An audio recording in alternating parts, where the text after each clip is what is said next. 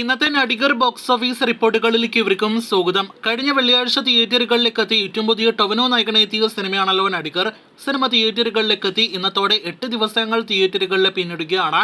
സിനിമയുടെ ഇന്നത്തെ Kerala box office tracking collection, ഇതുവരെയുള്ള കേരള കളക്ഷൻ, അതോടൊപ്പം തന്നെ വേൾഡ് വൈഡ് എസ്റ്റിമേറ്റ് കണക്കുകളാണ് ഈ വീഡിയോയിലൂടെ പ്രേക്ഷകരിലേക്ക് എത്തിക്കുന്നത്. ആദ്യ ദിവസം തന്നെ തിയേറ്ററുകളിലെ നെഗറ്റീവ് അഭിപ്രായങ്ങൾ ലഭ്യമായ ഒരു ബിഗ് ബഡ്ജറ്റ് ടൊവിനോ തോമസ് സിനിമയാണല്ലോ നടികർ. ലാൽ ജൂനിയറിന്റെ സംവിധാനത്തിൽ ടൊവിനോ, ഭാവന, ദിവ്യ പിള്ള തുടങ്ങിയവരൊക്കെ അഭിനയിച്ച സിനിമയ്ക്ക് ഇന്നലെ ഇതേ സമയം 8 ലക്ഷത്തിന് മുകളിലായിരുന്നെങ്കിൽ ഇന്ന് 3 ലക്ഷത്തിന് മുകളിലാണ് കേരള ട്രാക്കിംഗ് ഗ്രോസ് കളക്ഷൻ. ഇന്ന് 10 ലക്ഷത്തിൽ താഴെ കേരള ഗ്രോസ് പ്രതീക്ഷിക്കുന്ന സിനിമ ഇന്നലെ 7 ദിവസങ്ങൾ വരെയുള്ള കേരള ഗ്രോസ് കണക്കുകൾ പ്രകാരം 3,90,00,000 കേരളത്തിൽ സിനിമ നേടിയെടുത്തിരിക്കുന്നത്.